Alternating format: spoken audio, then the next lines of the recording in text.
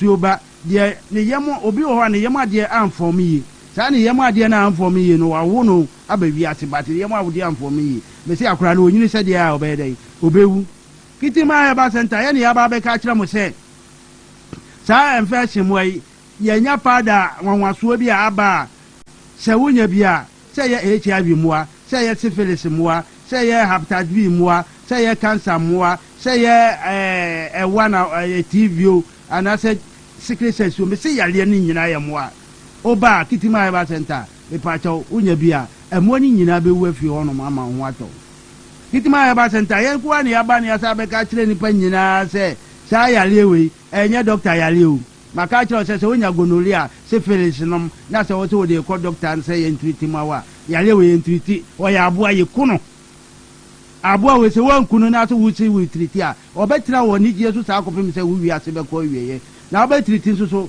anase moa we ba o wi de mu a wa hwa ni ji ade ni je ebi ma so da na moa we ba o wi de mu a sentence a obehu no obo se wo honam hyehyew obo se wo honam ye ohene wo ho tetew emoa ni nam wi de mu wutire mu wo ho ba bia emoa ne nam na me pa taw ade ba ko ehu kura mpo ni se Samuel se woni nam honam saa no na so ko wura wo ye mu a me pa taw otimi ko ukidi ho wa hwe ya odina no ko kakidi a ko doctor be ka cho ukidi no enya problem me pa taw eyemoa na wo sika kura na ko to kidi no fofura me pa taw odi dada no be hyew abema na hyew no odi mu no na hyew emoa na be digidi na wie but oba na se ye ma oduro na me pa taw emoa ni wu wi am pa taw kidi no problem bi ene ho kitima ya ba center na ya be ka cho Samuel to wura uye mu wi a me pa taw wa hwe ya anoma be ye no wo be kwa ko cho bi hesri ubo nse ne mfine ne mfi nyina a loko ubo nse mo ya hwe ne mfine ne mfi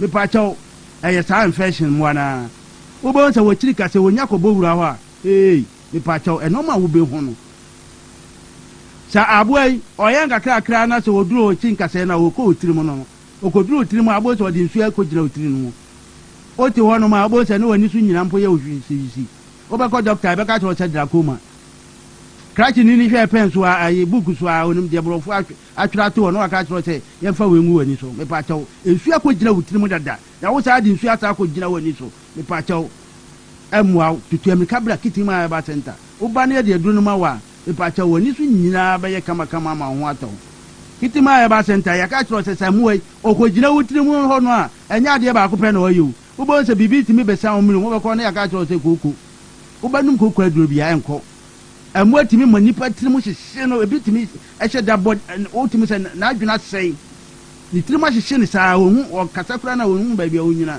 me pa chaw infection ho asem na ye ka no ye ka se ye ka enya asem kitoa wo eno ma infection ba nipa yidie mu a ede ne ye no ano de ne ankasa na enya kitima heba center na be kasa nsemu ya kire wa onkote ne ba bia wo onkote ne ba bia enti infection de me pa chaw eye yare bia se ba wo so a me pato ya aboa ye kunu tutu amrika bra kitima ya ba center kwa na betima ma oduru amma se ye HIV se ye infection se secret section se ye hepatitis B mu ano ye be kum wani nyina fi ho no mama yale no ase atu maka jo se infection se ba wo so infection we ba so a yale bia nu a wo be kun ati wo so a wo kun a be ase betima tu aje se wo kum wani fi wi die ni yale bia nu ho no ma ubetima ko afiri widim na ade ba ko ehuni se sa infection se ba so anase ade wo na se o ya abofra na se nsonsunu kra na wo yam a me pa cho nsonsunu no bia ni abeto a ubenum a ebekum sa nsonsunu no nsonsunu betima nyira kra na yam a obekọ toilet kra na ubo se na ebi firifiri sebe ya ja na mu ban ubo se obi wo no mo hu a ebi kra timi pie nanum ohu no twamnika me pa cho ni nyina ye sa infection ubo se obi wo ha na se nyina hu no oya no ho hwia enye me pa chaw ni nyina sentence bia na ade ba ko a ehu pa won fashion no ne se wo black group bi ti se O B ana se A na se wo san fashion ya wa hwia partner wo bi na so na wuni bi wo de no eye sa black group no ebetima tena ho so sa obaji nwo chinyi sa wa hwia mfama kitima but ebeduru be bi no obo se e bia be ma ana so nkotodwe efiri usisi pepon won na se ni nyina betima gugu infection na betima wura wo be mema wo be ma me pa chaw sa me wo de ye adwuma enye infection obeto a ade a odi ka agi firi ho kora mpo ne wakono de obo se na won te kora se wo ye be ma na onam ho ana se wo ye oba akono de nyina na ayira infection ye yale bi a se eba ni saa e wo be ma mu a me pa chaw se abo ni wura be ma ni mu a wo be hu se wo be ma no fon na efon e ya kete ma pa chaw be du be bi no wo de ye bibie ye wa ya be ka se be ma ne na ewu brakiti ma heba center na oba ye be ma pada no ye de boy no talabola ne ka ho na se ono no ma me pa chaw be ma no pa chaw e be sa ye kese saa se wo be ma na fo ya ketu abi a e ma me em ti se wo ka se obi se wo betima ma oduro ama be ma na ye kese e bi ntimi si wo wiase da me bia me ka sa se mo ikira mo eti sa otu wona sa wo be ma ye afon wo hu de wonya me pa chaw brakiti ma heba center ya ne betime di abo enoma no anase aduro na ma mo ni nyina wu afi widim eti na kitima ya ba center ye ti aduro asenti no wo ba na se ya ma oduro a aduro na ye de be ma o sika price no ye chemu miensa ne ama otua ba ko pe e de ama ye ne ama afa mienu ko ya ba ko pe ne de package aduro na ma wakọ no aduro na hu se aduro na ye papa de ye kan etimi ku mo na ansa na wa ba beto aso because ye nim se wo konso ama mo ni nyina ye de akwa kowu ama wo so hu ato kitima ya ba center ya number na ye di tudwa no ya number na ye 0246 91 47 and 17 ye wo takra de so number wo ho 0242 766 278 ana kumase ai akra number so 0541 23 8942 me pa cho tutu amerika bra wo bedru kitima heba center wo timi se nipa ebufa so because omonti asem na kitima heba center e kan bi da na memre bi ameka o me se eje kitima heba center na be ka sa asem ya heba bie na obetima bie na no aka sa asem yi amana yeye kitima heba center nko na betima ma woduru a obetima no moduru no amana kum nwa no eti na merebia me ka kiro se ye wo one president bi a oba wi ase a ye friend ndi ami me pa cho sa papa yi onya sa adwumu ha obi o otimi de na no kra ka nipa nam emrofu ko bia ni tiri so no na ye sa seferese mo na egu ni tirim ya so mo ntime nku no o mo ntime nku mu wa no enu ti ni yakofa nnua bi a ye de aye nnua no otene ennua bi ti se pinyini kankwa ane kaka du no mo ne ehwe no mo ne de aye se nnua yi ya se bi wura wo widie mu a me pa cho na obi na be ka kiro eti ene se wo ya ka kiro se wo syphilis emwa bi gu widiem HIV mwa utumu se mwa ne namoni so wutirim hu be bia wo ye hu hwe enye hu na mo hyehyew eno na wan hwe a me ka se hu na mo hyehyew no eye mwa na wo matu kosua na o mo be pai no eno na hia shiti no ena ahwe na se bawo so a ya betu amerika kokremo bi ana konfo bi o ena ma konfo ene adinsufo bi anya mo si atam because who could do a bag also mammy, Nelson Bacho, the Bibiana. It is all to one other one who die no, and how did he die him, who die no, Biba war panier, who die no, not say unya, another spiritual manager, me pato, Kitima Habat and Tayan Canisa, obey say media media do come fear, now say, Oka obey you for now to one say, Fako good and him, I dear chickens and all you should do. So you should do not I near you are, Rabba Juicy Cafe Kitima Habat Center. Me pato, Kitima Habat Center, me say, the year who no been a doctor who.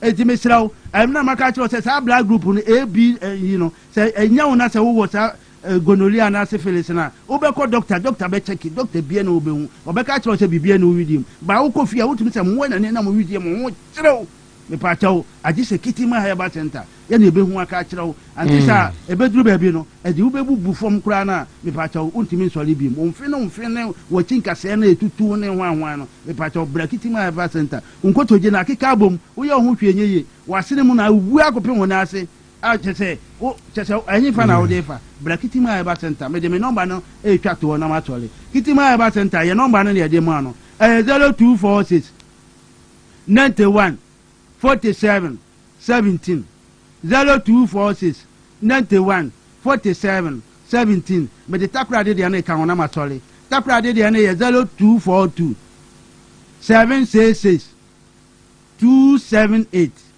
0242 766 278 me pa cho tutu amerika bra kitima eba center ye ho na ba ye be ka no krese ma kire na wonya ayalesanso trodo efi ama nwa na kumasi number no ye de sansi su bi o ma kumasi number no 0246 91 47 17 ye wo kumasi ebuakwa se passe kumasi ebuakwa se passe eye delivering be bia wo bia on sa betima kan adwoni bi na so mate doctor ye das papa ya me enhira onti dasene na numbers no dia to dwado betumi afre numbers no so sisi ana wone doctor atwetwe nkomo ye Kitima Herbal Center ene doctor atwetwe nkomo obekire woni ekro nyina na so fa wadi kire sepase obekọ akoto omo ewo omo aso ye ho na emwa bia ohia bia nso no omo ebeboa papa ye to adwumedie no so a yansa brekra sane medical aka kire no ye ko na ye ne the deputy General Secretary of the NPP atwetwe nkomo ewo dwumedie so with 12 days aka ewo yedim no 12 days so all too soon na just 12 days ena aka na Haruna Muhammad and as Prof Haruna ewo hadba de no ebetwetwe nkomo si say no we delegate a day na mpanyfo ade agu kwema ewo say uhu edunti ena Deputy General Secretary ewo hado owie ya Kofi Tonto political aid and deputy spokesperson to Dr. Mahamadu Baumia Owaha Nafi Yadeno SC Nkunya. But right about now, Prof Haruna Mema Aha Eba Wakwaba Jumedi Yesu. Mejisu. Mema official panso. Afimba tweda. Sa. Now what to say? Oh, omu dia bako. Say nipa de enyina yare kakra but se na etie no apomdie no wo kakra na yeguso ye djuma MPP as a political party. Dabia meka say ya count was it months? Yeah, started months because anko years. I decided say ye be presidential election and as a flag bearer for the eno kaneno. Monthly, you're breaking it down weeks. Say few days naka. I just say ya de Kwaku to aba eyi obi obetu franka de ama party no. How's the going? Who says say no dey stress no dey boda mona. So avo say the campaigns no ekoso pa. Omo nyina 5 aspirants no omo nam Ghana fu regions ni nyina ejuma. Na matise His Excellency the former Vice President and former flag bearer of our party or Ashanti region. Na no na me wo ejura na ejura dagumba hinu na waka baby na ye na yi na me call her on Thursday. Ya wo sa na Saturday you say Dr. Baumia Eba to the region na Oshase from ejura constituency na oba ahimfie no na mehu se ampa oyobia ohese obetimi afa nipa hundie akoso because the gomba hini say oye nipa of free northern region na memeso so mo wo ewo ejura nti mi koyi no na Dr. Baumia abehye share ewo ho na maybe no mukase or ye Ashanti regional tour and say oh then that's fine and na time na ye free no na mati say other candidates no almost so wo other regions na Brian Wow Greater Accra na Kennedy na mati say wo another region and omu nyina achiche regions no na omukọ ye omu campaigns na nyina yes say campaigns are more no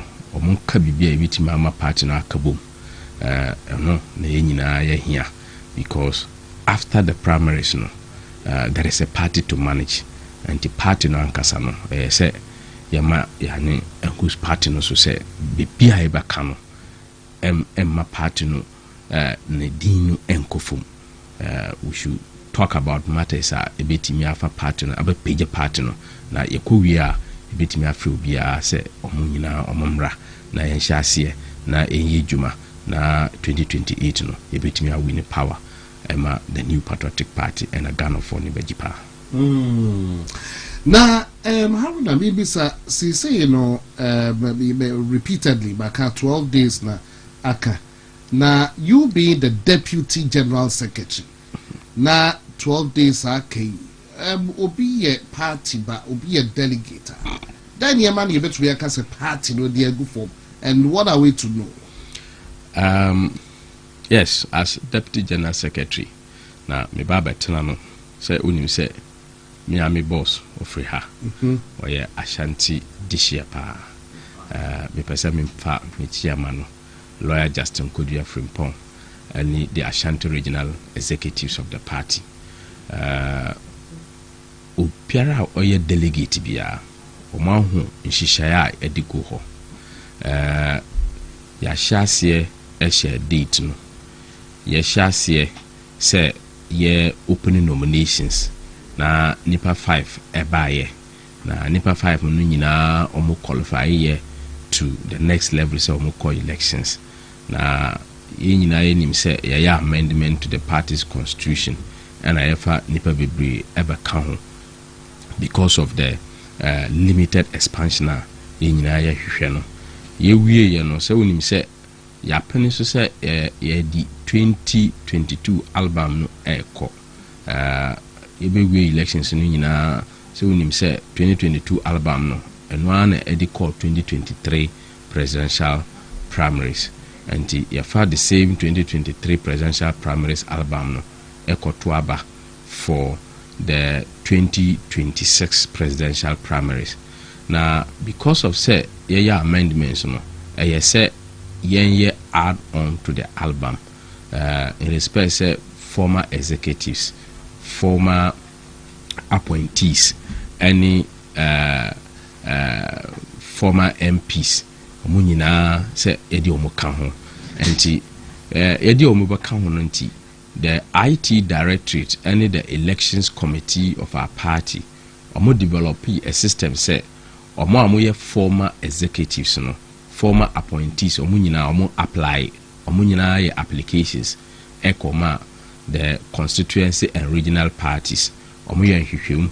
Then they went ahead say omo enter all the distance omo wie ni nyina no ye koye validation exercise ye validation exercise no for the first time ye ma candidates representatives those aspiring for the presidential primaries no omo representatives 2 each say omumra na ye validation no for the first time 2023 no ye validations ye from 2025 year validation no say ye validation in 2025 that was somewhere October November ye shase say ye validation no ye toyasa from say omumra na omunka ho because of transparency and inclusiveness ye ni nyina be wie no omu raise omu observations at the validation center na ye de ni nyina aka ye report no ye de call your presidential election committee refer no Emma the IT for input. Ye we so ye open up for every delegate in our party say omonhwehwe say omudin ewo ho anase enni ho. First you see an app system say omonhwe and a second no ye exhibitions. Ye we no yama each of the aspirants copies of the the album at the time because enye a completed album omonhwehwe ye then omo make omo nyina omo inputs to that. And the Presidential Election Committee, omuye what we call the IPAC, the Intra-Party Advisory Committee. Now, Intra-Party Advisory Committee, no, all the aspirants were representatives on that IPAC. Now, omushia every 2 days, and I said every day, depending on issues are ever. And this is the most transparent, open election conversations that has happened. And you improve from what we did in the 2023. Now you improve on it to make sure that we leave no stone unturned, openness and transparency for everybody to know say elections will be done free and fair. Level playing ground. All the aspirants almost sign it to one of the rules, which is about 50 of them almost signing onto that say this is the rule that is going to govern the conduct of the elections. Almost signing all the aspirants almost signing onto that particular regulations. In say election matters electoral commission and the electoral commission na be conducted the elections for the new patriotic party on the 31st. All matters relative to elections no Electoral Commission of Ghana. Secondly, on matters of security, election committee, all the aspirants of Majatum say the security must be the Ghana Police Service, and the Ghana Police Service omo never handle all security matters. The election, yes, there will not be any party security at the constituency original, but for the national level, they have engagements with the party security hierarchy. Say whatever things ever happen at the various regions and the constituencies, they must be able to provide them some certain informations. And so when you say security matters, it doesn't start and end. It has so many things. Akoso. Now printing of ballots. But as at the time last week, there is no indication of the printing of the ballot because more timelines for the printing of the ballot and the dispatch of the ballot papers. And printing also, so aspirants will have their representatives in terms of the printing of the ballot. And Bibia Ekoso, and on the 22nd of this month, Omobe signed the peace pack for this particular elections. Omunyina signing all the 5 aspirants Ebeshia in Accra. Say Omobe signing the peace pack and undertaking for the conduct. 22nd. And to the elections committee, Afa Bibia to me say na ebetimi. So every delegate onim bebi obetunaba. Me amiti mite high. Me beto me elections at the party headquarters. That's my voting center. There were 277 voting centers. Each constituency a voting center, and at the headquarters a voting center. Udi Kanhwa na aya 277 voting centers. But Deputy Secretary, with issues regarding security, party for last 2 years, crowdy de home komobima party for when them say ABS parent be named ABA raise concerns. But with issues concerning security, can we? They are friend. I'm also the year BBI the police no party for be say there be police no conduct BBI in times past no say a pay backup be wo baby party dan kasa mo pay backup be wo baby in case of emergency say be omori reluctant to act well baby so act here dan can be a party for those who you know take care be this amadwe. So when you say security matters there, the election committee engage it very thoroughly. Hot centers and another hot spots identify issues of security. Take it serious. Now, the entire Ghana Police Service be handled. When you say your interest, or interest, media every officer cannot said to be neutral. You can only said to be fair. Because say unye neutral no interest say untimi ye yadia enye ye. But say who voting right. Now who voting right no who interest. So as a leader, you must be fair. And that's why we see nyina omo kasa elections omo kasa the elections was neutral. Omo kasa the elections was free and fair. That is the holding content of elections. And the leaders of the party. But we must be fair.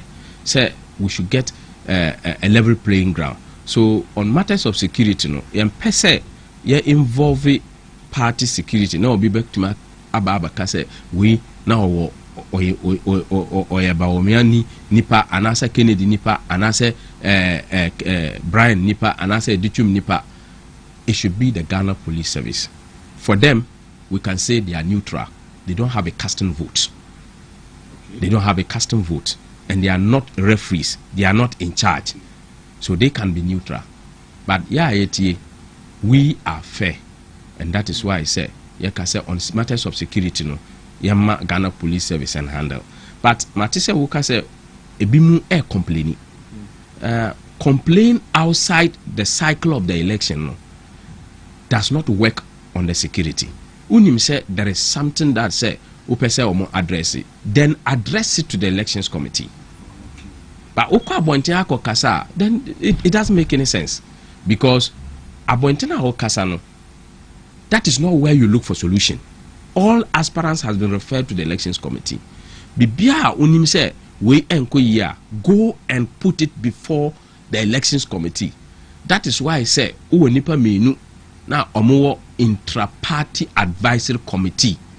Omo no omo nko hwe omo nko bibia omo nko campaigns omo wa Accra tem bia omo wa Accra tem bia all the representatives for the intra-party advisory committee no tem bia omo nyina omo wa Accra for the interest of the aspirants. And or any issue say opesa will raise it, let your membership of the IPAC raise it at the elections committee. Na election committee no omubanya solutions ama. Ebi afen wechi we fidie na ba beto adoma openia owo studio ha be de no twetwe nkomo eye Owura Haruna Mohammed eye the Deputy General Secretary of the NPP. Na kakra akano Haruna Ewa has the Deputy General Secretary Ubi dear many so a day actually. Now me kai was a ube to me so ako Facebook and you wouldn't be TV live Facebook and I wouldn't be TV live YouTube. And you wouldn't be TV live on Facebook and wouldn't be TV live on YouTube. Now member Haruna Nkaka na yambo no tofa enche said the medical catcher on so ubeti eye kofitonto so any enche na kofitonto so etnase Haruna ebia we no we've gone past the crowd still ebia will be person bisa with issues proxy ne ho crowd banner and also who ensen by would you want to talk about it? I said proxy no there omunyina age atum say there's no proxy and enka ho biom because omunyina age atum yes okay. All the aspirants age atum say there's no going to be proxy and then should be nim say be misleading information issues regarding Tescom for beto abadi bi because they be who say social media nkofo bi say mischief was a day church near maybe I kwakwa yes Tescom ni bit baby I beka chance or as a Kwaku yes or to abadi it's almost beto abadi so when you say the constitutional review no amendment is very specific Tescom president unye president are unto abani bi and all the list for the Tescom president across the country omunyina validation no. The only issue say ewo as part of the Tescom was the pictures na omubibri na pictures no enni ho but except the pictures no na were the data for the Tescom any corrections are here say omunye emfa Tescom so the Tescom national coordinator furnish all the details to the elections committee Tescom for mboto aba there is no way say Tescom into aba that is our intellectual wing. Okay. Enti Haruna ebia we dia briefly debate and I'll be person the beka ho ebia yende ho nkomo ewa as the Deputy General Secretary of the NPP debate now be person the beka ho hey we dia say because some no do so but say e dia mu bisa na yaka ubisa kakra na yaka but say bia na bibi o ho do ba broad bona mo ye adwuma wo call round and about yeah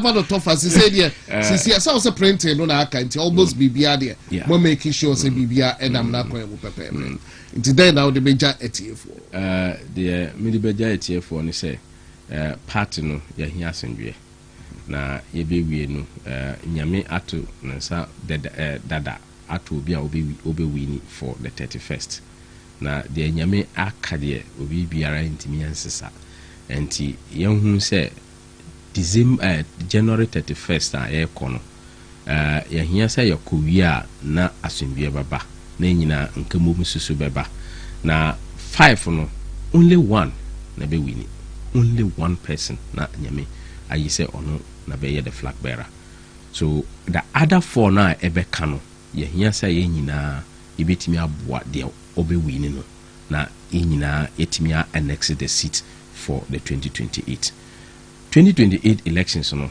yebe winning there yebe wini anti yebe wini no ehia say yenyina yankamom yenyina yamra we should all be on board omo hwe de omo ye ema ye former appointees and ayura wontumi he is not an appointee but hwe de omo ye no so say utna so ana wo ka say wo de unya appointee na wontumi ya appointee de omo ye no eya ya na yen sorry a amfa yɛkɔ kromoti anaasɛ mo yɛkɔ kromoti akɔto aba ama MPP party no na yɛma asomdwie mmra na Ghanafoɔ ɛbɛnyɛ development papa, then we have thrown our country under the bus. Nti we should leave everything.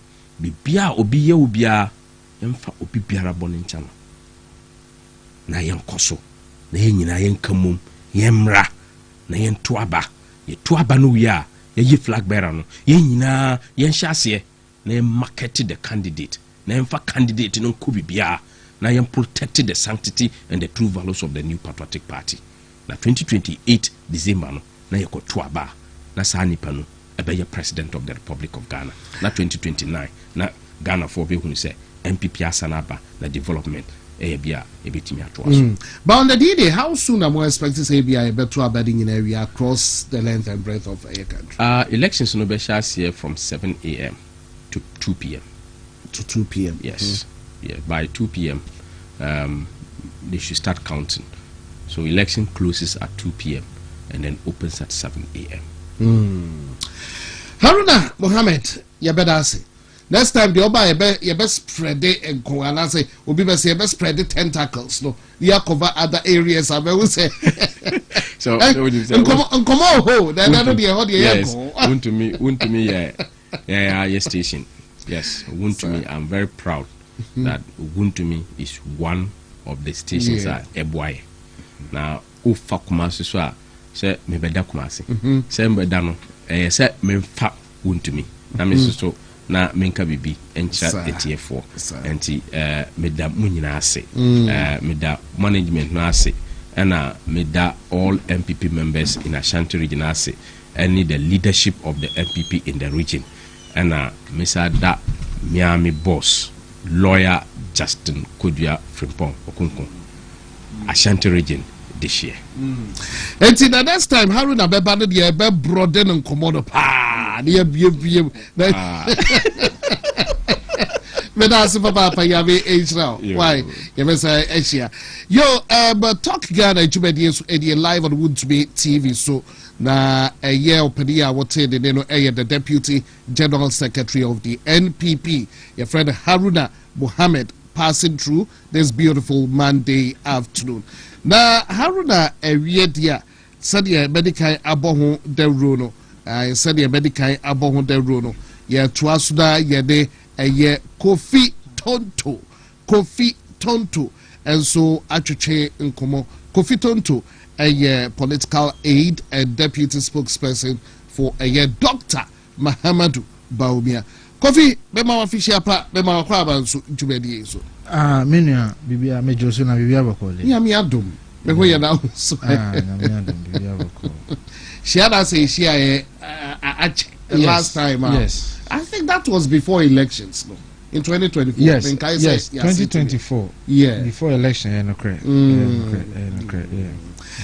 na Kofi dai na eko menua na mi adom bibia bako se party yaba se yebeye ye friend say campaign ira Mahmoud Bawumia aba Kyeremanteng eja ode no ho ebekire na mantem dunsia no yakomu dunum ye twato na ene yabai enti yigusu a ye nhyehyɛ nkakra ye dikan ayebe se so Ashanti region crowd 47 so far about 4 a day you can imagine 4 constituencies a day and Ira Mahmoud Bawumia kasa for about 1 hour so Jinane na so kasa for 4 hours sometimes ye sha se anopa be 9 ibewie na ebo numere 9 that is the gruesome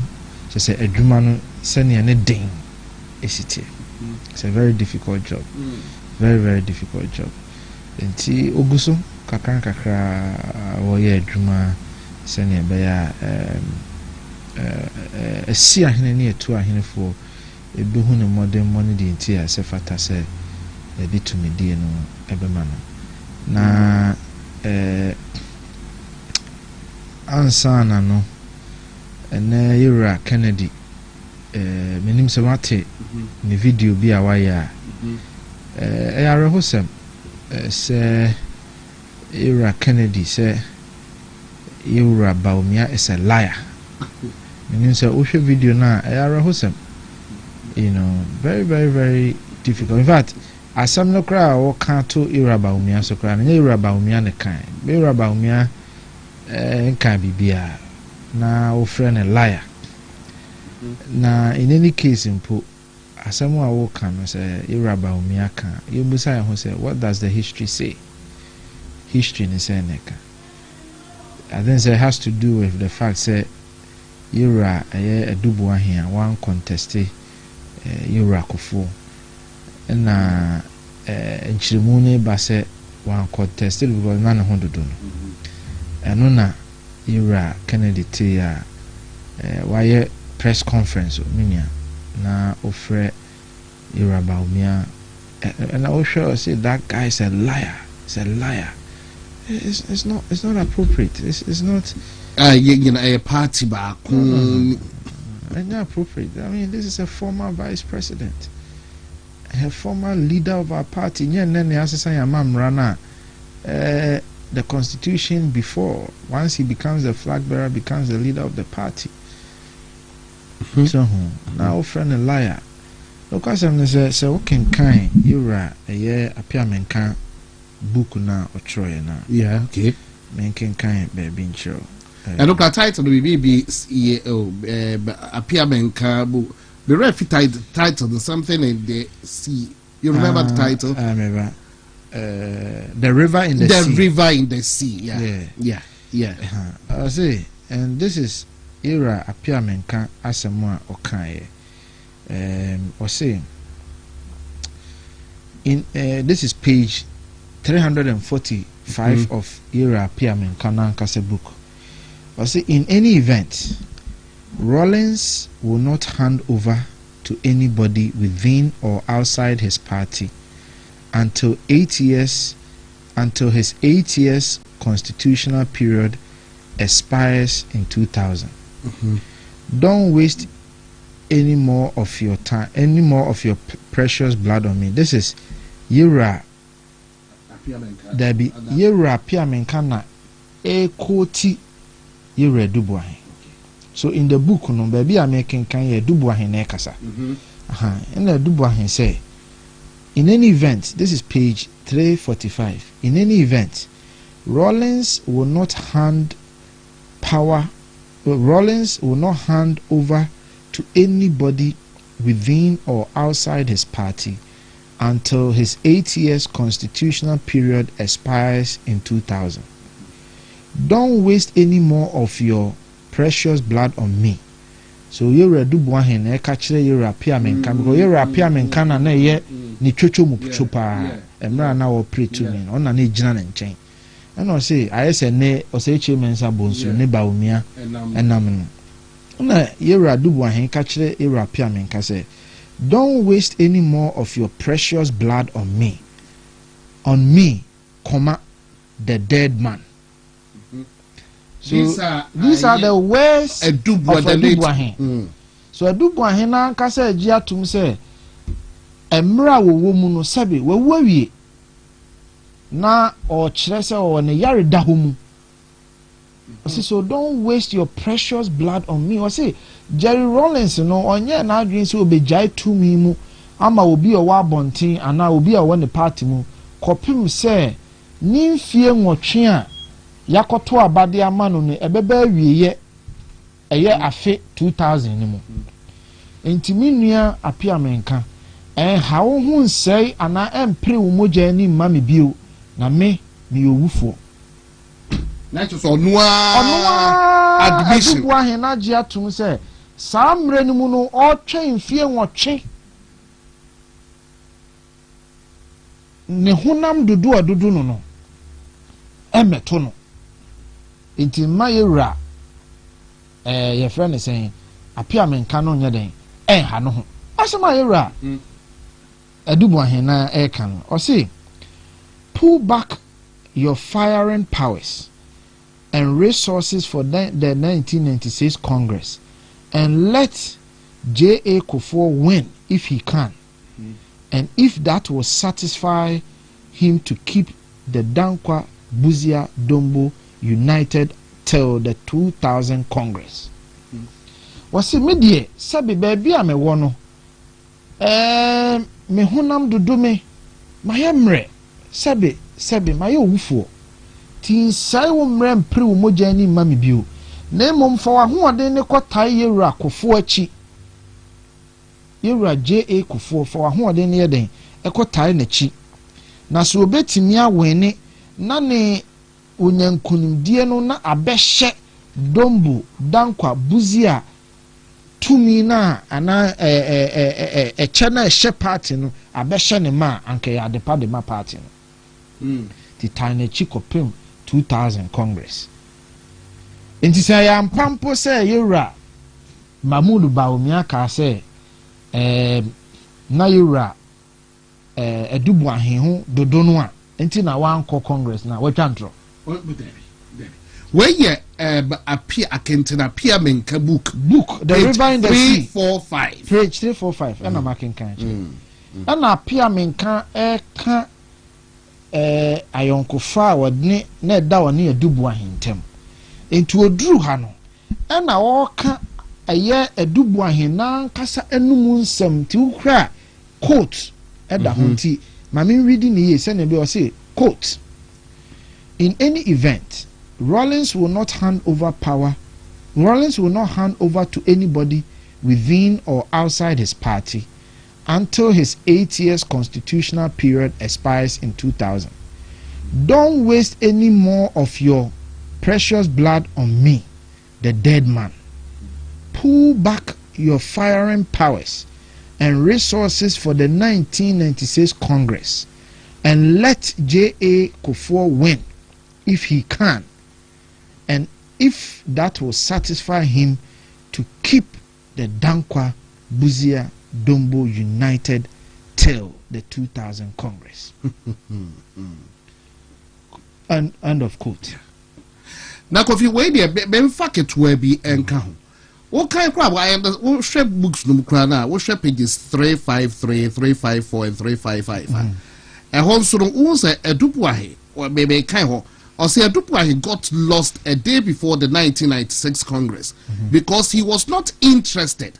And on that eve, he went to launch his history books and didn't attend to about 200 delegates who had camped at Labone Secondary School. So it's just to add up to what the other say.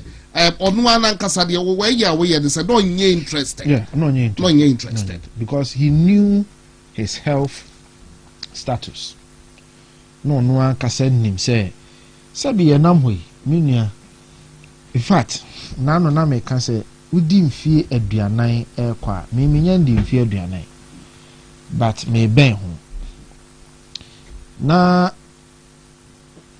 unu obi akasa asoma beka cho say we din fear duanan kona e ho na life begins. Yeah. Na anu die nti o kasa ho na life begins. Me too. Because e ho na honam no akwa mroye no e hyase. That is where sickness begins. Enti se wo ye obi na otiase na usua no di pan no bebre na wo hwie condensed milk agu mfimfin o de margarine afamu o de coke asi nkyɛn na motor wo di forte a o doctor be ka kyerɛ sɛ saa nneɛma ni nyinaa no hwam wo be 20 ayi Sunday na makɔtena se na mu di mutuo na wagye na magu so fufuo wo di forte a doctor be ka kyerɛ sɛ twam because afei na honam no akɔ ano be ka kyerɛ wo sɛ if you have di agora ubewu heart disease hypertension na yi no ho diabetes na yi no ho because once a body na prayer abedru ne pompon so a bibi ketekete na atechema ti ho na esi kire yare nti mema bebre u feel late 30s mu kono say one start anya lifestyle changes by 40 no asoreshe enti me kan be si say enipa bia te say ye redu bo hia sa amre no wadru ne mpanyim fie so no onim ne honam akwa onim se ne honam ne yeden eye no the upper BFD too obi a wadi 40 years obi a weka kire of course there are few people anyame adomomo sonko but normally we yeden obe sorry adopa de obe wo se bi ba ko bienu me wa utimi se no ene me sesa wa nti doctor beka cho say first no udi fufu every day ajaidi owe aponche 2 pieces a day a ebi abosome na betimi are 1 piece ni nyina nsa na wonu mu beka cho say masa hwe nete so ni nyina fi say 40 hoko no wa anye careful a on cross utimi cross out the 50 o de yare na be cross into 50 so adubo he new no nim no ne hunam ne na widie mu say baabi a waduru no eno nti no ono aka ye say I am a dead man inti we ya asemu a tumi a obi penti utimi ko frɛ oyonko liar asem no sontisa ya hosem okay you want to be TV so edie enti for starters Kofitonto on a year statement another video bia be call rounds just Kennedy Japan frɛ a Dr. Baumia say or ye liar de no na Kofitonto atnasia we making reference to a year I can say appear menka nibuka or Troy the river in the sea watch a year page 345 wo book ni bi wo hodoma wo betumi akọ a bit further no kan book the sa portions no do wa hu de no ne adubu ahenam sane na ade no ati ankasa eti eno na kofi kire sempo calling Dr. Baumia a liar no enye accurate enye sa na etie ebia Kennedy Japan mu na wenya no right because according to book no we quote page no kire de koso but Kofi what shall see ewo ho but campaign no it's ongoing watch the areas aboko yempo be de ekoko so ya de from afar ye share videos na who be akosipro de beka the pomp and pageantry so de hodom aye lighted na Dr. Baumia kanasem but with 12 days to go as the political aide and deputy spokesperson to a year Dr. Mahamudu Baumia Deeper 5 and contested this time around. I will be episode 2 Franca at the Ma party. But now, Hodia, we won't check a clay. They now be country delegates. No, why choose Dr. Mahamudu Baumia above and I say above a year others? No, yes. Na mama mreka krebi na kofo bebre busame for link no. To me try say me send their mom na omonso etimi etie bi all right eti would to me TV so edie would to be TV so edie Kofitonto ewa hadom ede eyubre na Kofitonto ashase waka ensempie na afe na yebeko feda na wakoye eye political aid the deputy spokesperson to a year Dr. Mahamudu Baumia campaign there. Me tutor be or say confuse or convince them as to why I just say so I don't want some the but I want to be TV live on Facebook and want to be TV live on YouTube. It want to be TV live on Facebook and want to be TV live on YouTube. Which means so I join here. Coffee. Why ready? I feel a bit me ako. Okay. Mini ade tie ni. Me pese eneme ne esi ahene ne etu ahene fo di nkomo. Mini 2016 na party ma ne Ghana fo ye yadom. Na omudi tumi emai. Na omudi tumi ne mai no. Se obekaya ye nyama 1 million votes and a chain Yura eye Mahama. Members of Parliament and so yenyankunyano 169. Enfie 9 pepepe. Ani esa akoto abane bi. Ekoto abane wie no. Samra no ne aye free SHS. Ne aye COVID.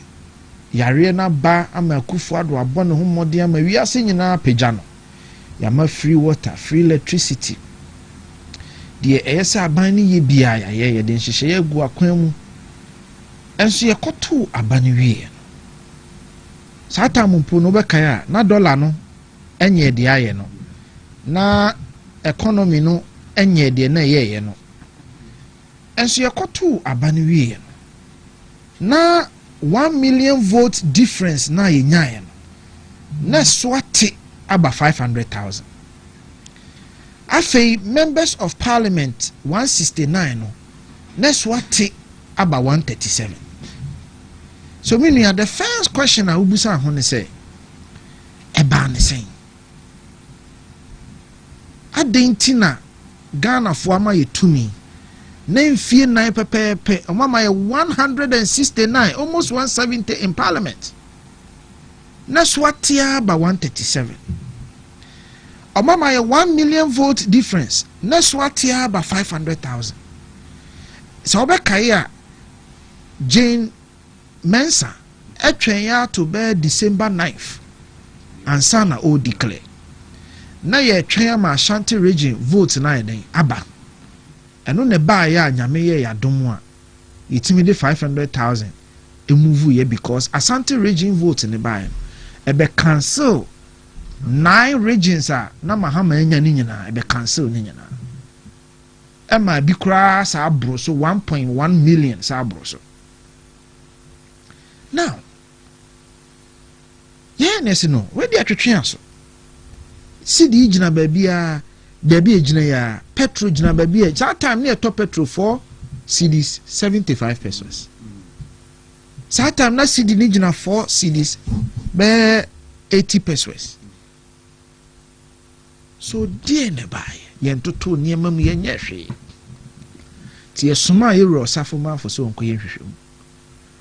Yero safo ma for buy and was say nhwehwemu a mekoye ye no de di kan a mehu ye ne se mo ne asi ahenefo no ani ne ye party mana omudi tumi ma mo no me no o ma ani ne ye de di kan de toso mienu Yero akufo ado wono mu a wo pone wo tumi ni bi de ma wo mo no ahomaso wo bi mu no mo ne asi ahene ne Ghana fo ayonkofa no enye enam ahomaso a ewo mu ebi mu no nti de toso miensa Yero akufo ado anohoba a wo bo woni o party MPP mu nyina mu bo MPP for titru baabi a munya mu vote efri no sa anohoba no mantimi ani so nti mo strongholds se Ashanti region no even though munya 1.1 million difference no it was still not the vote and is anka munya wa Ashanti region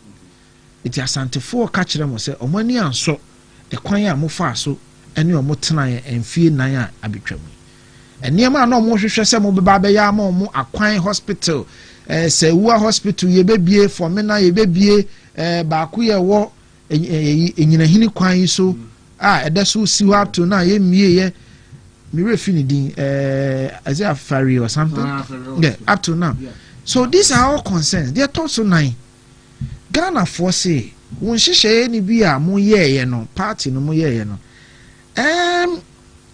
na atwetwe o maso enti o ma example o say the mo friend banking sector clean up no Ghana for say o man tiase na omonte omo de omunimu ane se maba no mabegugu banks ena magu nkofo adwuma omo antiase se na banks ni na egu ena mu koye den mu koso mu na nka nipa sika na ebehye nipa 4 million sika na ebehye na musom omo anya mu ntiase ni nyina ne niema bebre ba ko me kai wo kan ho se communication kwan a mo fa so bo mu nyuma ho dawro no ma mfa kwan pa so mantimi ama Ghana fo antemasi yi osafo mafo ene ode sansem ni nyina bai ene yesa akoto 2028 aba yakoto 2024 yakoto 2024 aba no afei de 1 million na to ba 500 no 169 ba 136 afei de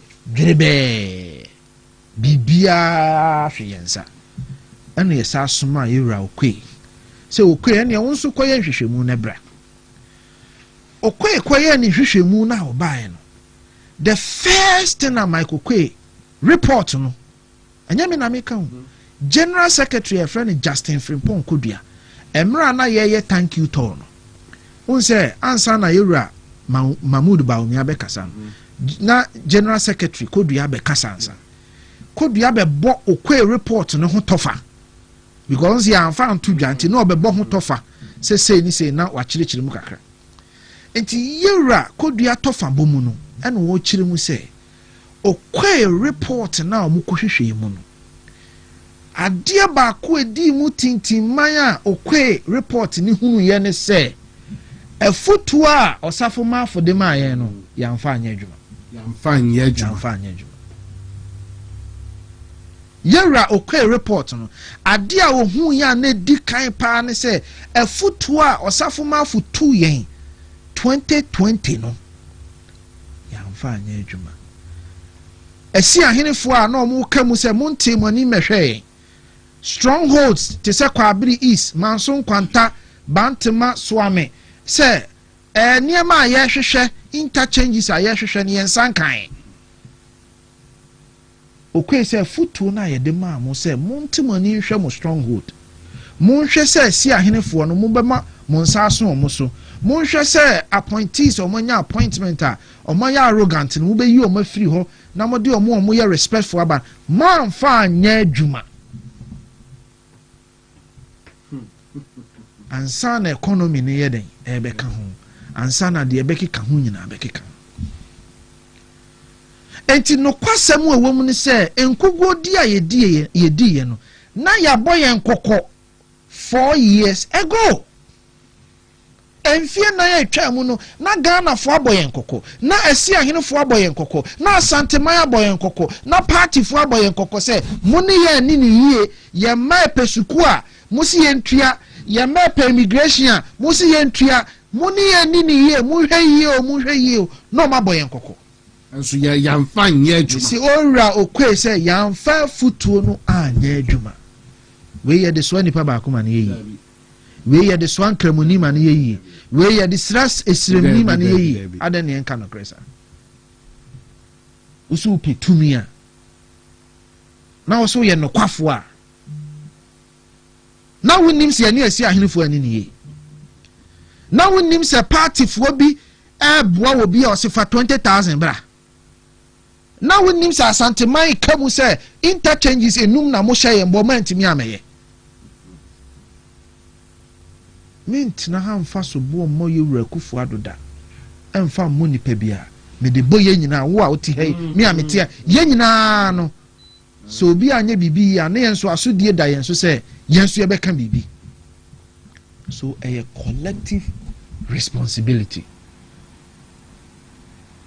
ye nyina ye part of it na ye dan na ye nyina ye part of it ba ko ya Greek minister ba ko ye board chairman ba ko ye education minister anka kwabra je Japan kra de na nka wono de onka ho ba ye nyina ye ni kuro mu ha ana school placement ba party make mu dwi na wu na we education minister no you couldn't find a solution to that problem na nkugodi aba wo si yamfa nhye nipa ba ko what be that why ya the Greek ministry ma wa 40% of the economy ehye wonsa no wo si yamfa nhye nipa ba ko what be that wa we member of your friend say Ghana gas chairman wo say member of parliament wo si yamfa nhye nipa ba ko in any case yem musa ye ho say member of parliament na so die ne sen so okay kan ya mamra 1992 constitution na wo say sikasem ahoden nyina da omampanyin kukum na omampanyin pone ne tumi ni bi ma sikafotofo na wonfa ne sika ni so ade hu enwu nkrata so aye frɛ no akonhoma bosika na wo say this ode omampanyin ni so ade hu gu saa akonhoma bosika nkrata ni mu a onfa nkomra hye bedwam no de komra hye bedwuma ansa na omampanyin ni so ade hunu no ebeba mu no even though ye de tumi na gu ne kukumu no sa nani so ade hunu ni se bedi mu a kyese mrase bodwafo ye den agitum Ghana ya mamra no sa na kire enti o mampanyi ekufo ado ene ne buafo bawumia ene ne cabinet eteki decision economic decisions ni wi a na finance minister de ko parliament a enye adwuma kopim se mrahye bedwamufo beji atum na omaye bibia ye frɛ no appropriation so moji budget ni tum yansa na ya chesika no budget ni ye enisuade hunu keke ba afa na ye be bibia frɛ no appropriation ni nyina kyese mrahye bedwam ebo ho dawuro ebe aye ho eto ho tonto eto ho tonsa ansa na omaji atum enti hwan na so ye mrahye bedwani a economy no nim ho maache hwan na so ye mrahye bedwani a se economy ni say ya o se yenyini mfrim because every economic decision bia no every member of parliament must approve. Number 2, busia bia ye bebo bia no every member of parliament must approve. In fact, yentimi mo busia kobo abra members of parliament approve. It is a cancer yen fan show bia anka hwan na ye de hye no. But yentimi kan safi say omunso ye part of aban. Enu ti na medical ka kire say ohaw na abayen so no wodi hye nipa ba ko enye den enye ye wodi hye nipa ko ba ko enye ye because parliament no members of parliament no mote won omunso ye part of aban no omunso aban ni ye yonti no mo ye den omote won ti ne ye wo obi a or member of parliament a friend say whip chief whip it is a who parliamentarian no president de ade eda ne kukum ne beto ho wia o chief whip be fro say president ani so ade hunu we de ye nyina ye boa na mana ye den abam enti say member of parliament be boa wia wo betimi de akwhye ne kon ono so aboa but the point I am making is say sana bawumia so oye boafo say na wo member of parliament no ye boafo eye den na wo de wo wia wo de abehye wo nua kon say ono ne say economy what be that wo na wo approve budget no wo approve loans no wo de wo wan say economy no na say loans ne ideas ni nyina na nya sanka wo na be stop no ka wo na be stop no because wo wan approve a enye yi aban timi nye bibia abra members of parliament approve. But the point I'm making is a collective responsibility. And the party ni na see agitum say ye nyina hwe obi o ha o ye PA o ye minister bi PA na hantan ekura nipa be 100 ankoto aba because of PA o si enfan kwhye ba omia. I hope you get the drift I'm making. It doesn't make sense. Now can obi wo ho bata ho kra keke. Obi o bata ho kra ni 100 ankoto. Now no obi frame me o say Kofi anya se me pe ba omi asem na maami bi di ba omi achi se maami na mfiri ba omi achi ame de me ntoma ba omi. Ba omi anya no hwiu. Na several instances. Exactly. Enti obi wo ho a or a member of parliament ya ye ni minister. Na ne nkofo se akwawe okoye minister kra won fa hwe ma ebi so anu onya hwe o ne nkofo se yento enu ye de hye ba omi amane yi ye de hye nkramoni mane yi ana ne nka no kresa na obi gina simpie so say I stand for the truth. If you stand for the truth, stand for the truth, and the truth is that enye nipa ba ko na ma ye lose elections no so ye no kwafo a wo no kradie should tell you say MPP abaye lusu ye nipa ba ko na ma ye lusu ye na wo so ye no kwafo na wutimi ma ukata wani na niam esi ye mfie nwatwe nyina wo hwie ni nyina agu nipa ba ko so ene ne som so a wo no kradie no ewo hefa ono kradie no ewo hefa wo fi say papa na ye de ensa kan ne sika no pensioner na ye de ensa kan ne sika no ufiri so sorry anopa odware ya ofre ne ma enso ka se mu bia ni ho a okoto aba no na ufiri say oye sa because of nkramoni nti ana think about it. Saa papa no Akufo-Addo say me be your man panyin ada esum duru me. I say my darkest day was the day we touched pensioners money. Say ada ye di ensa ka wono mo makotena fie sika retirees sika saa da no na me omampanyi me tena makonwam ka say esum duru me.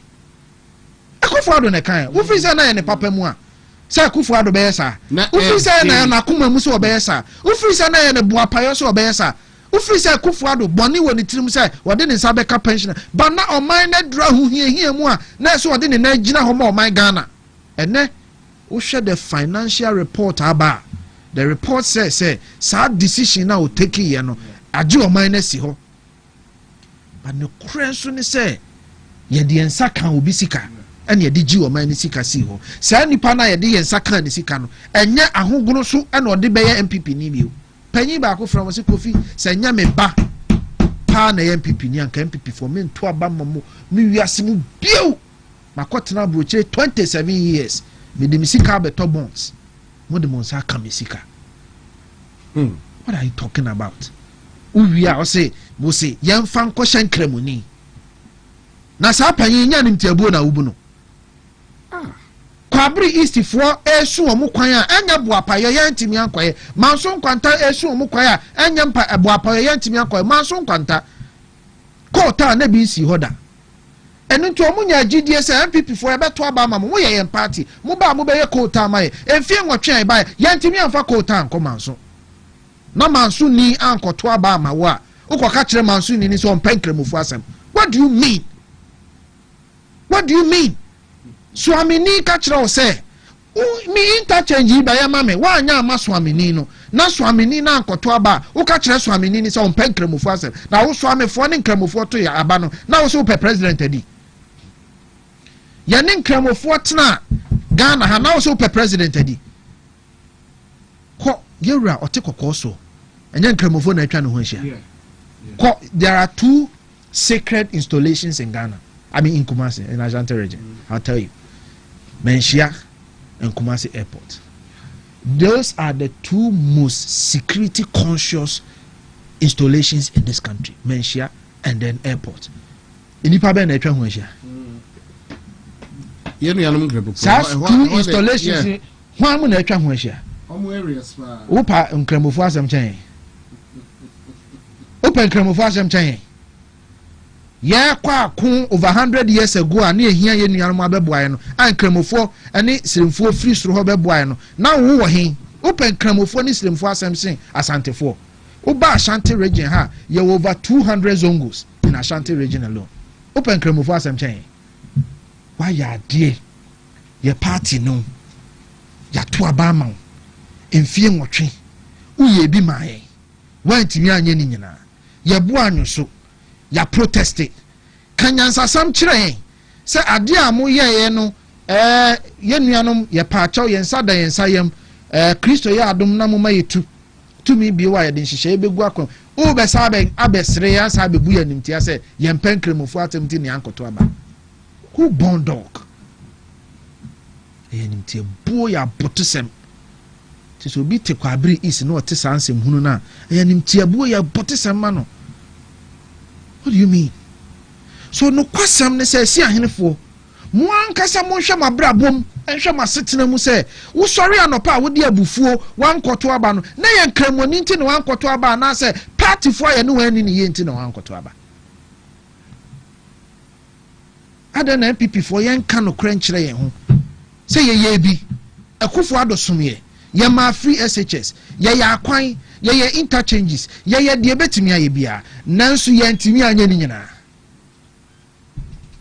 ada ne anyi ntumusa ada ne empa ho akyɛw sa ada ne ema yakoma ma fom sa ada ne enye anokwafo sa se Ghanaians ye bi ye ntimi anya ni nyina na afei ye de esum papa nipa mu da bi o sori anopa na ukodi hajia mutu a ana ukodi hajia tozafia ubusa hajia se hino free aduane na wudi akọ yam ebetimi akun no eno de won fa ho se hajia ye nkremoni o tiri you hagye mutuo no ana hagye toza afina ukodi eno de call ye mu ebetimi akun ene de wonfa ho ne nkramoni a woye. Have you thought about it? Have you esi ahenefo a mutie me ena wie ye na enumre munwene ho bio se hagye na wo se onsem fata so obedi Ghana so no kramoni na wo se onsem fata so obedi Ghana so no ene baba on the ball ho ban se okoda baba na ball ho ban baba na wo se ne de onsem fata no wo koda na wo hwan krom wo de nkwa ahye ne nsa wo de nkwa anopa na okoto wachi a wo so pe kahuro no wo pe de ayemere no wa musa ho se amelia o de aduro gruma na so anfa aduro ngu de odi akọ yem no eno de wo trust amelia de odi akọ yem de wo trust amelia na why na akọ hospital a okoduru ho obusa doctor ne se doctor ufri wale ana ufri abetifi ana ufri asinfosu wo yare a wo da wumpa so a wo bon mpa ye se Kristo befa ne maso age wo no ubusa se doctor ufri wale ana ufri boko ana ufri pusiga ubusa unkwa sha ne nsem ne de wa musa. Look, let's get serious. On my Ghana, your my bako. Yera, or take a course where Mran to kwesi yendi. On ne ko, a de asumje bao. On ye dagomali. And ne okopa koswa. Adaya ya proguho. Ya santifo na proguho. So akopa kosoda. Eye nuanum kremufo. Ene Ghana yete ne se po yempo ye nyina ya beye nipa baako nti de ehwehwe ne se hwan na ni ma chede a Kristo de amano no edo ni mu pi na ne nkoso ne nhyehyɛ ne suni ne ban ene ne ma obeye ne yedie bebre nyina dabi o Ghana Yebra yebre wo Ghana hey president ahura yenya nkramoni president amunyina Christopher nti se Ghana be yada na Christopher president ma Ghana nyi da. It should tell you say Christopher problem yeah Christopher problem e nipa problem ana meboa ye wo wono mu a omo wo man we mu a Oma beye niema kese age o man no asi ho wo kwan bi so a na omo ye nkremufo a ye nyina ye bo mu din ye te asanteman mu ha ye football anya baba yara din na da so sanso ne wo wono mo oma beje o man na asi ho aya de kese amaye a na omo ye asantefo na omo ye nkranfo na omo ye anwrafo na omo ye achemfo na omo ye nkremufo na omo ye nipa foforo. So ko kumasi dwomu a obayire na wudi no ujene na wudi no efiri baabi na yeden e bae nti yenyina yenyai ni musa ye ho se hwan na se fata hwan na Kristo ngosra no wona so hwan na bibia di adanse se enipa we Onyankopɔn ahye ne ma se o meye kandini ma o man we se we Kristo ni a wasem bisa ese ubusa ne se de me ye no ese Christopher eye ne fe ana mana muntu a mitu me a me ye si ahene a me koto aba e de apekandi ni ama o man Ghana no sa na muntu na be Christopher ana. That's the first question. They toss me ansa na nka beba de toss bi no nje wa ho be na me fa we FM na mama na ba de tosso mienu no eso afen wachi mu afidi aba beto ade a ede wa miss out but enye late ene enyubrey Kofi Tonto ena owojubadie iso Kofi Tonto political aide and deputy spokesperson for a year Dr. Mahamadu Bawumia na a year 12 days akano we a delegate me pa cho enkonkoto aba bia sa keke to aba into the future to aba eyi obi a obeboa oban no Kofi aka ensem no dodo na se okwa akoto abenye kremoni na ade no de waka ensem no dodo na ntime mpese me repeat ensem no but me mana homeso baton ade kakra bi oba na .2 anase de toso bi no ankopese obemu no na mama no ho akonya na chese bibia aye kama na se no wakonanim but ansane Kofi bebemu no men kamfo eye gasto mixture enfama ene ayumre gasto mixture eye stomach ulcer edru gasto mixture bia wonte eye edru idindia da bia meka you might be the only stranger in Jerusalem. Gasto mixture stomach ulcer edru papa empo when you typhoid fever na etetiwa wunya eye gasto mixture bi na onuma edru ebeboa papa make us say a mama no nsikura no pharmacy ebel herbal shop ebel o called my gasto mixture no unsabeka bi na also watobi no one no na me ma obey 1 week bi pe one kasa be nsakraye ewo video ya o menstrual mixture ewo eno eye menstrual pains nedru eno no oba wa fichiko eho ensem se bia wa fichiko ene busumi we asa abakama ochina anshada amaye na koba basa bi sada wunya eye menstrual mixture bia edono nso ebebo apapa bema wodie eye prostaplax mixture prostate enlargement nedru eni bema anajota Johnson tentem abribia no Johnson tentem nenso enye dro ensio bebrebia no anom no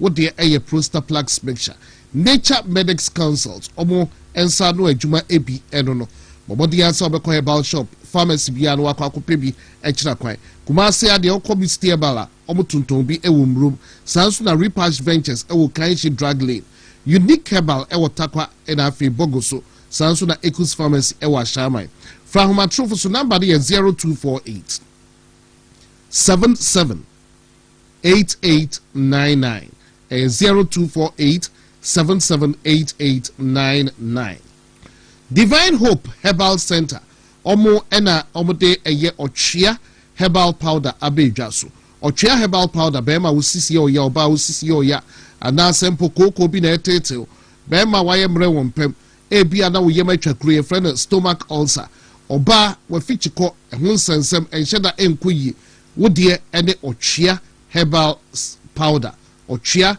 herbal powder Divine Hope Herbal Center for nobody adroi abedwaso ochia herbal powder die enyame ne meka wonua bi a ogina wonche ebi a wayusu bi da anase wanum bi da wode mo ndi ho adanse emfa nkyerɛw anase mesene se wankasa kona koto ochia herbal powder ibi na okoto ochia herbal powder na waye nsuo dide warm water wahwie powder egum wabono bra wankasa obehu sisi na ye oya no koko na agigi wo no bema waye mre wo mpem ne ho kro de benyina no oba wafichiko ho nsem nyina no chese okokra sa yare ni nyina no free redeem kind courtesy ochia herbal powder enti no nso ko pharmacy herbal shop bi ebo do nsa beka edro bi enti sa so abo telephone number 0591 565 557 0591 565 557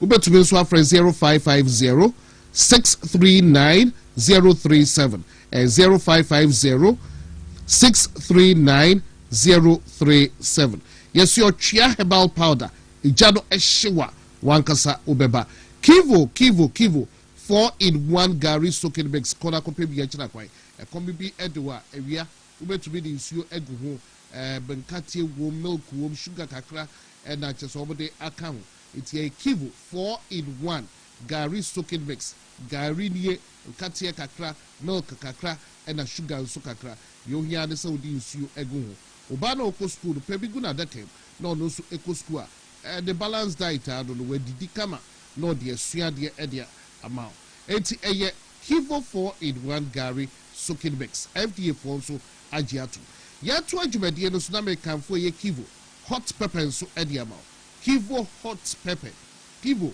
bokoshiw edie the snow oba baby ewiase adro no de membro hu bebre bibia ye fast and you to kivo for omo package mokoi kama and omo de agu eye your friend say sachet bi mu no ane sɛ yɛwɔ medium hɔ wohwɛ size ɛbɛboa wa na wankasa wachiw so enti kivo hot pepper kivo bokɔhyew wode yɛ nkwan de yɛ stew a wawotom sɛ yes bibia ɛnam na kwan so talk Ghana dwumadie so ɛdeɛ live on Woodtree TV so na ɛdɛ ayubrɛ sɛdeɛ ɛkorɔ no ebi afei wode wafidi aba bɛtoa no ma Kofi Tonto is my guest on the show this evening. Kofi Tonto, a deputy spokesperson for Dr. Mahamudu Bawumia, our political aide as well. You didn't know that air chiche in Komo. Now, Mekayo say, and then you bring, don't see a pepe so yet, don't see a cassia bono ever bro. Meantime, in between time, Kofi Tonto Ewaha, over to be a Facebook, and you want to be TV live on Facebook, and want to be TV live, and YouTube. It's going to be a call na also what join here na Kofi me brown chair now we call a year 2 no eso yeah minya the tell me say Nkansah number 2 me am a boss be say you dealing with Nkansah number 1 the boss make Nkansah number 2 are you dealing with. And he say, you will have a Nkansah number 3. And almost say, Zongo for am to Abama, no, no, no.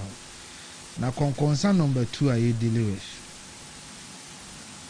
Almost say, Bawumia Badabe. Now, what be your man pay me? And then me Tira from Pomboati. So, Uko school. Now you busa say, what is the meaning of hatred? No, I could traffic upon watching video now they are my teacher. Because from upon watching Sua, what done a D in the last 2 weeks or 1 week, no, actually say. See a castle will be time will be a. And not the end of crowd there, and the UTV there. Oh, okay. Host in this Busan said, Nadine about me, dear. Adan na ompe Bawumia na ompe na say no Bawumia never pay no say what about the other candidates TNU I say me pay other candidates and a host ni busans ompe other candidate ompe Bawumia but other candidates ni bi we ni okay no say yeah say other candidates ni bi nya me pay wa some in one breath ompe other candidate in another breath for munya ope na say Bawumia no na che say ompe kra. They toss me and say, now hostings are then. I say, Bawumia no back. Sir, former president now, what failing? Or in a bushing for no. On beside your control. Sir, Papa now, what send Wakano, Papa now, what carbro chilling. Or Bessa Bagana. And at the Wayan who prime minister no, and Namhano. Ono so benya tumi. And was are you saying say